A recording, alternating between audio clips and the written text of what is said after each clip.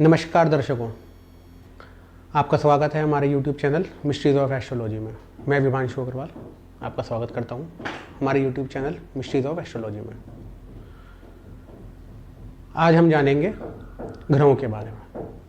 9 ग्रह, जैसे आप सब जानते हैं 9 ग्रह हैं। सूर्य जो है वो राजा माना गया है क्योंकि वो सबका प्रतिनिधित्व करता है। मंगल को मंत्री या सेनापति का दर्जा दिया गया।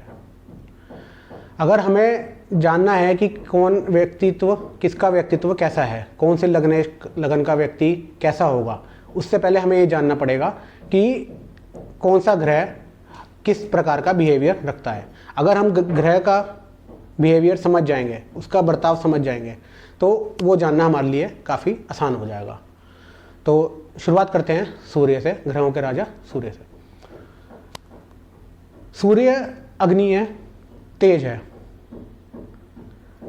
क्योंकि ये राजा है इसलिए गवर्नेंस पावर स्ट्रांग होती है। जिस जातक की कुंडली में सूर्य अच्छी अवस्था में है उसमें गवर्नेंस पावर बहुत अच्छी होगी, डिसीजन लेने की बहुत अच्छी क्षमता होगी, कमांड बहुत अच्छा कर पाएगा, हर चीज को बहुत अच्छी तरह से समझ पाएगा, तेज अच्छा होगा चेहरे पे, इम्यून पावर स्ट्रांग होगा। क्योंकि हमारा जो हेल्थ देखी जाती है वो भी हमारी जो काल पुरुष की कुंडली में पंचम राशि सिंह राशि बनती है, जिसका कारक सूर्य है। हमारा इम्यून सिस्टम सूर्य से देखा जाता है। सेकंड आता है सेनापति मंगल। मंगल सेनापति है जो सूर्य के ऑर्डर फॉलो करता है, इसलिए सूर्य मेष राशि में मंगल की ही राशि में उच्च का होता है। मंगल ऊर्जा है, एनर्जी है। हर एनर्जी को किस तरह से काम में लाया जाए ये मंगल है। अगर मंगल पॉजिटिव अच्छी जगह कुंडली में बैठा है तो अच्छे रिजल्ट देगा, आप उस एनर्जी को पॉजिटिव कामों में लगाओगे। अगर अकारक, जैसे किसी की कुंडली में अकारक ग्रह मंगल है और नेगेटिव बैठा है या डेबिलिटेटेड बैठा है, दुर्बल अवस्था में बैठा है, तो वो नेगेटिव असर देगा। भूमि का कारक मंगल, आपकी संपत्ति का कारक मंगल, आपके रक्त का कारक मंगल। मंगल जन्म कुंडली में बहुत महत्व रखता है। जन्म से लेकर मृत्यु तक मंगल डिसाइड करता है। आपका जन्म ये भी मंगल के कार्य तत्व में आता है, आपकी मृत्यु भी मंगल के कार्य तत्व में आती है। संतान होगी कब होगी वो अलग विषय है, वो गुरु के विषय में आता है, वो गुरु के क्षेत्र में आता है, लेकिन जन्म होना ये मंगल के कार्य तत्व में आता है। अब बात करते हैं चंद्रमा की। चंद्रमा आपकी सोच है, आपका मन। जैसे अर्थ हमारी पृथ्वी की सैटेलाइट नेचुरल मून है, हम इंसानों ने सैटेलाइट बना के अर्थ के बाहर ऑर्बिट में स्थापित करी है। वो क्या करती है, वो ऊपर से हमारी पृथ्वी पे नज़र रखती है, हर चीज़ पे फोकस रखती है कि कहाँ पे क्या घटित हो रहा है, आपका एटमॉस्फेयर में क्या क्या बदलाव आ रहे हैं। आप आजकल तो आप पिन पॉइंट लोकेशन भी उसी से देख सकते हैं, जीपीएस की मदद से। ऐसे ही मंगल हम इंसानों के लिए चंद्रमा, ऐसे ही चंद्रमा हम इंसानों के लिए एक सैटेलाइट है जो आपकी सोच, आपका मन, आपके अंदर क्या चल रहा है, आपकी सोच कैसी होगी, आप किस हिसाब से सोचते हैं, आपकी बॉडी के हार्मोन्स, ये चंद्रमा है। लिक्विडिटी जो आपकी बॉडी की है वो चंद्रमा है। चंद्रमा अगर अच्छा हुआ कुंडली में तो आपकी सोच अच्छी होगी। शुभ ग्रह के प्रभाव में है, शुभ ग्रह की अगर दृष्टि चंद्रमा पे है तो आपकी सोच अच्छी होगी, पॉजिटिव जगह जाएंगे। अगर किसी नेगेटिव प्लैनेट जैसे मेलफिक प्लैनेट्स के उसमें आ जाता है, जैसे आपके मंगल भी वैसे क्रूर ग्रह में आता है, सूर्य मंगल क्रूर ग्रह में आते हैं। आपका शनि हुआ, राहु हुआ, केतु हुआ, इनके संपर्क में चंद्रमा के अलग अलग प्रभाव हैं, वो मैं आपको आने वाली वीडियो में आगे अलग बताऊंगा, टॉपिक अलग है। अगर मैं अभी बताने लगूँ तो वीडियो बहुत लंबी हो जाएगी। अब हम बात करते हैं बुध की। बुध हमारा ब्रेन, हमारी सोचने की क्षमता, हम किस चीज को किस तरह से ढंग से सोचते हैं, किस ढंग से हम उसे अप्लाई करते हैं।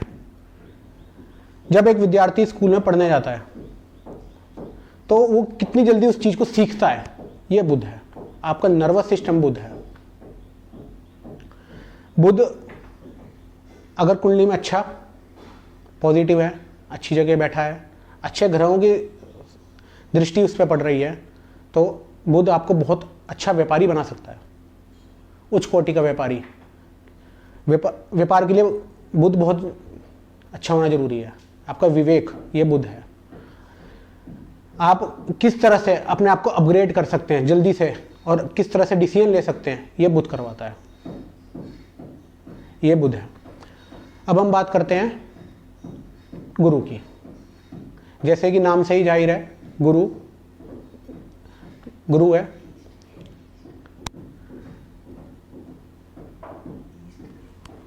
जैसे गुरु है, गुरु हमारी कुंडली में सबसे अहम रोल अदा करता है।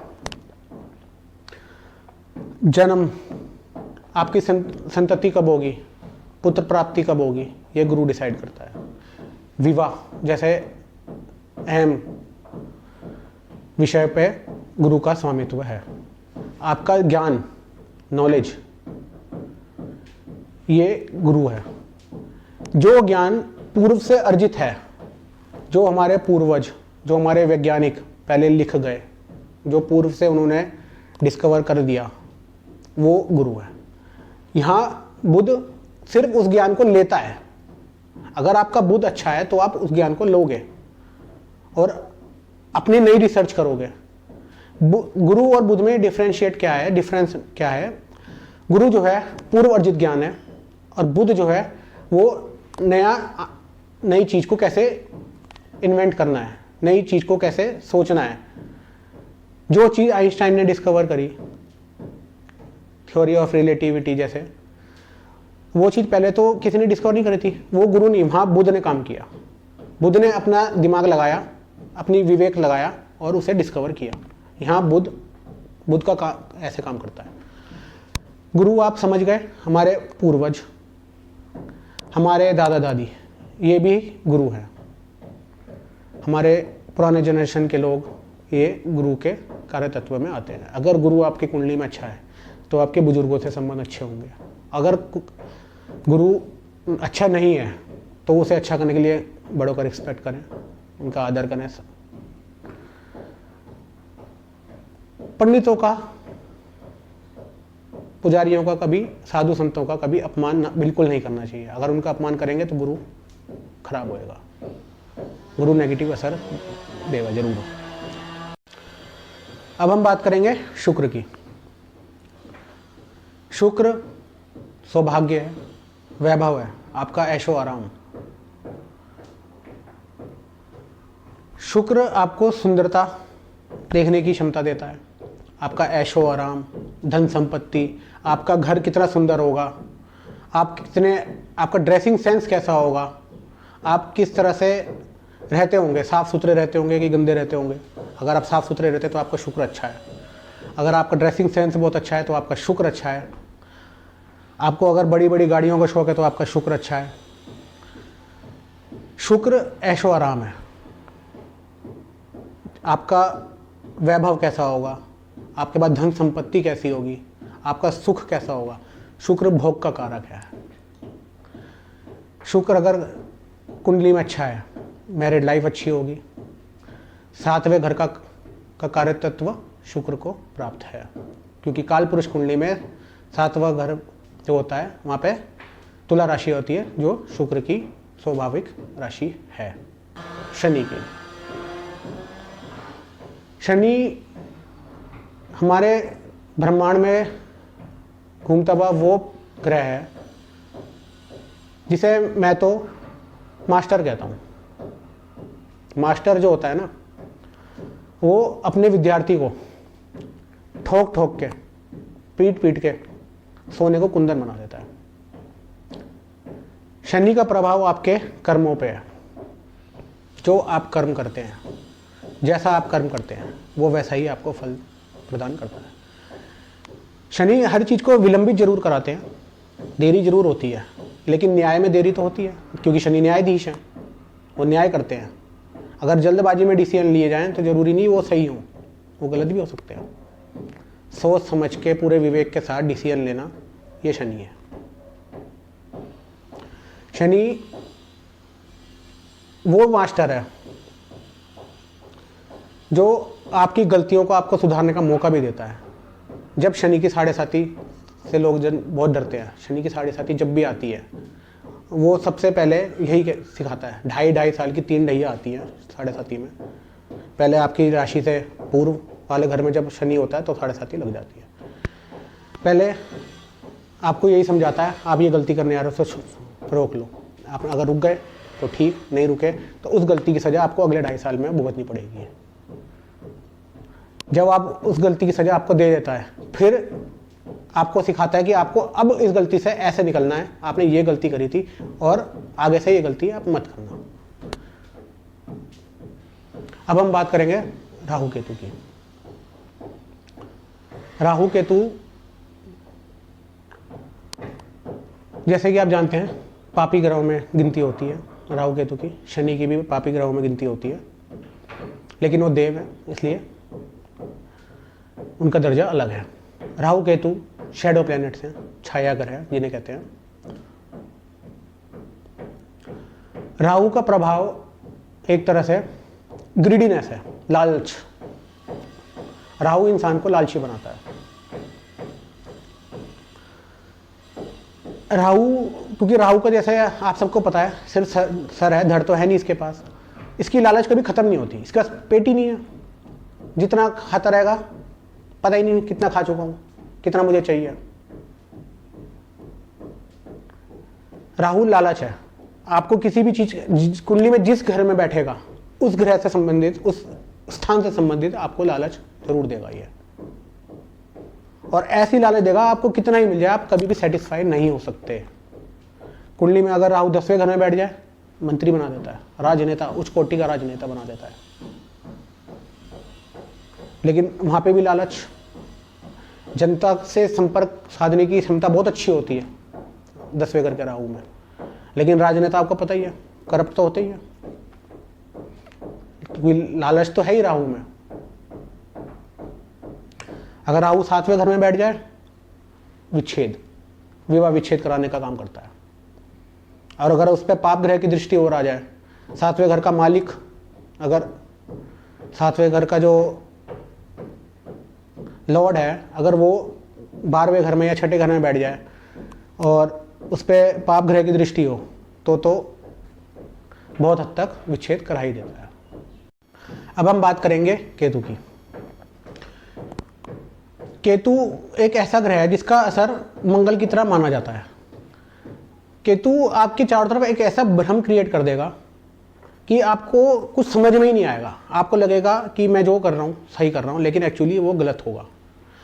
आप दूसरों की बातों में आ जाएंगे, दूसरे जो कहेगा आप उसकी बात मान लेंगे, जबकि वो आपके लिए हानिकारक है। केतु जैसे कि आपको पता है राहु का नीचे का हिस्सा है, इसके पास सोचने समझने की शक्ति नहीं है, क्योंकि बुद्धि नहीं है, सर ही नहीं है, तो ये सोचेगा कैसे। लेकिन कई जगह केतु बहुत अच्छे रिजल्ट भी देता है। अगर अच्छे ग्रहों के साथ बैठ जाए तो एक अच्छा योद्धा बना सकता है। मंगल के साथ बहुत अच्छी फाइटिंग पावर देता है ये। पुराने ज़माने में जो राजा महाराजा होते थे, जिनके सेनापति होते थे, उनकी कुंडली में लगभग यही योग होता था, राहु, केतु और मंगल का। फाइटिंग पावर बहुत अच्छी बना देता है, क्योंकि केतु जो है जिस ग्रह के साथ बैठता है उसके असर को 4 गुना बढ़ा देता है, मल्टीप्लाई कर देता है 4 गुना उसके प्रभाव को। अगर मंगल के साथ केतु बैठ जाए तो आदमी निडर स्वभाव का, लड़ाकू स्वभाव का, तुरंत लड़ाई को उतारू स्वभाव का व्यक्ति होता है। बताएंगे। नमस्कार। हमारे यूट्यूब चैनल को सब्सक्राइब करना ना भूलें, बेल आइकन को क्लिक करें और लाइक करना ना भूलें।